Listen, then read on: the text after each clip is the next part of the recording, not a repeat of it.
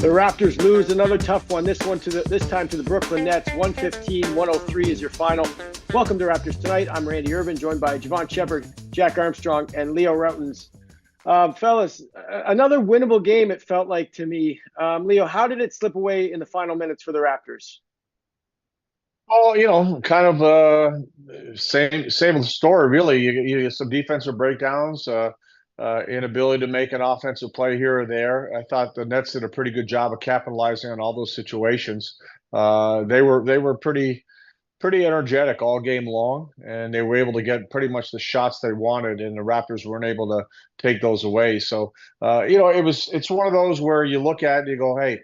You look back at the end of the season, and go, this is one of those games that, we kind of let slip away. This is a great opportunity to get a win. And you hope those don't haunt you down to the end of the year because it was definitely a winnable game. Mm-hmm. Jack, what did you see? The classic death by a thousand cuts. I don't know if there's any one thing I could point to. I thought the bench played well tonight.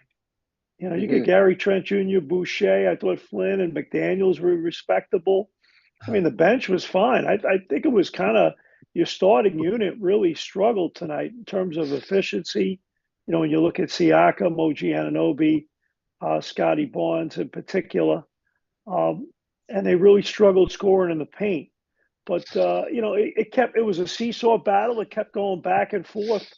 It was just little things. I wouldn't say there's any one thing that really just completely jumped off the page at me, but I think the Raptors really had their issues just scoring around the basket tonight and really being efficient. And obviously early in the game, free throws hurt them.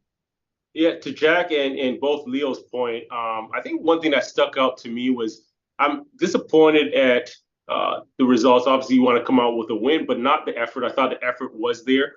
There was probably too much concern with Brooklyn's three-point threat, and some of those closeouts early were a little out of control, and guys got into the paint and really got what they wanted. To your point, Leo, and then on the offensive end, I got to give Pascal and Scotty effort because they were extremely relentless in their attacks and trying to get to the rim.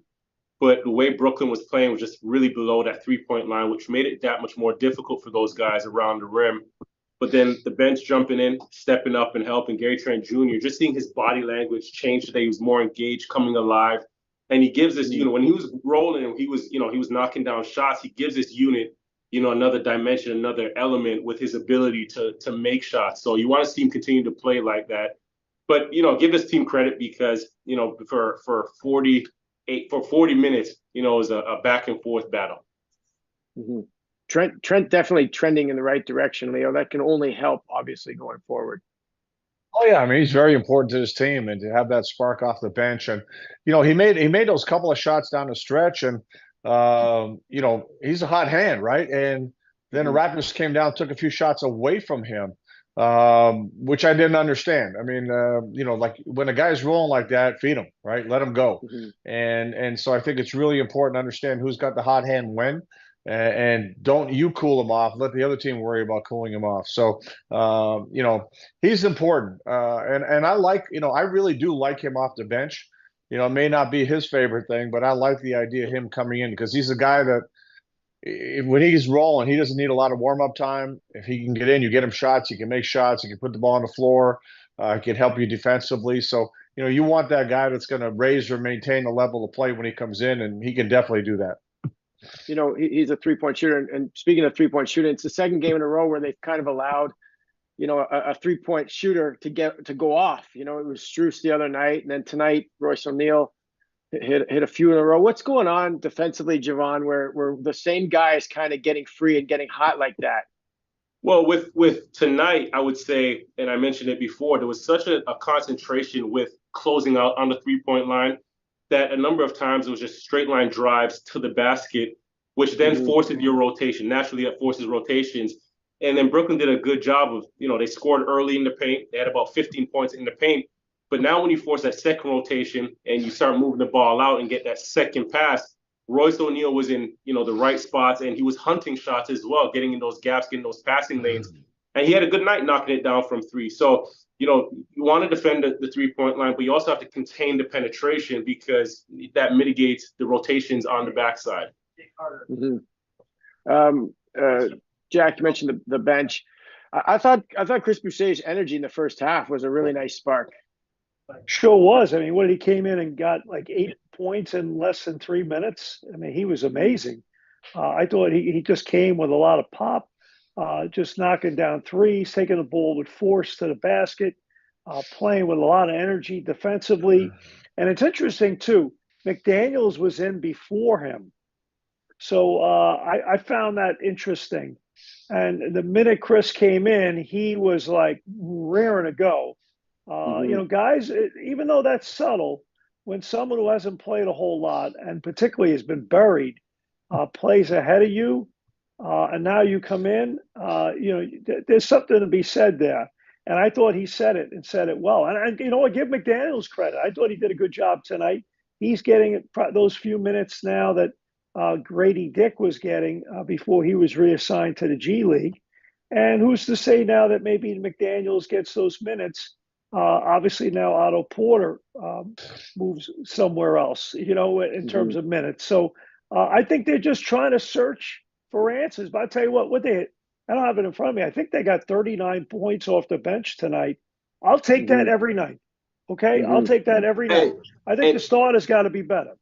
And Jack, to your point there, McDaniels, Boucher, even Flynn, forget everything that's going to show up on the stat sheet. But those guys actually looked like they were enjoying playing basketball today. They were enjoying competing. And that was a big difference maker. Sometimes it's not all about the schemes. It's not all about tactics. It's guys wanting to go out there and compete. And Chris Boucher came down, knocked down some shots. Malachi Flynn, he had a nice move on the baseline, finishing in front of Dennis Schroeder, who got up, and the whole bench got up. But just seeing those guys, and obviously we talked about Gary Trent Jr., but just seeing those guys enjoy competing, I think, they've taken a lot of criticism for the lack of production. But tonight was one of those nights you can't say enough about them. You can't knock them tonight. Hey, Shep, I think, too, I think it's important to remember, okay, we see different guys playing a little bit different roles right now. The coaching staff's still trying to figure out what they have, right? And who's going to play in what position and who's going to play how much. And I think that's going to be a little fluid for a while still. But, Jack made the point that, they can't absorb starters struggling. Your key guys have to be there pretty much night in and night out on this team. And, we've seen OG have a real good game. And then all of a sudden, he's quiet. And the Raptors, and you mentioned, Pascal, Scotty attacking, playing hard, didn't finish every time, but that's good. You got to do that. But they have to. All three of those guys have to be productive if you want to get these games. We can talk all the bench we want, but those three guys have to be productive. And I think Coach Darko is still figuring out. Exactly. Rotation-wise, that right now, which I agree with. I think with your second unit, you almost have to play 2 starters with 3 subs. I think running 5 subs out there together, or even 4 subs and 1 starter propping them up, I think has not proven to be very fruitful so far. So trying to figure out mixing and matching 3 reserves and 2 starters, hopefully they'll come up with that formula. But I think the bench is starting to play better.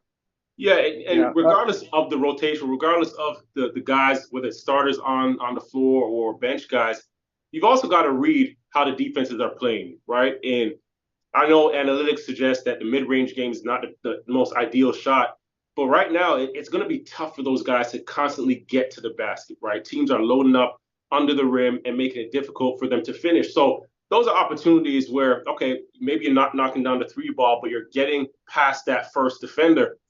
Get comfortable elevating into those mid-range shots because you're all capable of making them. So, it doesn't really matter who's on the floor. At some point, those guys also got to realize it's a game of shot, like making shots, right? So you got to just be shot makers and not necessarily force the issue where it's going to be difficult for you.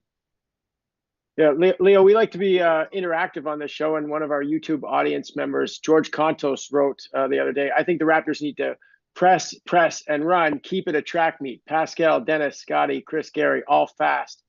What's your reaction to that? Obviously, I don't think you can press. You can't press the whole game. Like these guys are too good offensively. No, I mean, pressing, you don't see really anybody doing that anymore. Those days are kind of gone, and it's very difficult to sustain that. I'd be happy with any team that pushes consistently, and I think the Raptors have to do that. And remember, when it's kind of like we saw the Pacers, right? What did the Pacers do? They pushed that ball up every single time they got it, and to me, it's a great pace to play with.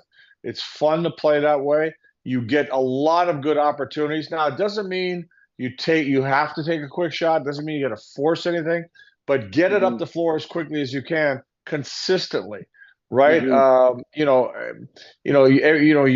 half court offense is there, but you may not have to get to your half court offense if you consistently push that ball up the floor. And then you got your secondary break opportunities. So I think it's important that the Raptors. I think it's important for any team. You got to get the ball up the floor quickly if you want the best shots. Yeah, you push the basketball, and now to your point, you flow into those secondary breaks. It's easy to say run, and make it a track meet. But what did Brooklyn do tonight? They didn't send, they sent one to the glass, and everybody was getting back in an effort to slow down, the Raptors a fast break, and because that this team, they want to get on the run. That's when they're at their strength. So it's easy to say get out and run, but to your point, Leo, pushing allows you to get into that secondary break, flow into it, and then create an advantage from there. I think the audience member meant push probably rather than press. So I think he's on board with what you guys are saying, which is great. Great stuff tonight, as usual, guys. Going to stop it there. Next game for the Raptors is Wednesday against the Phoenix Suns. Tip-off goes at 7:30 p.m. Eastern. Don't forget, after the game, come on by Real Sports and be a part of the show. Thank you for watching, and we will see you next time.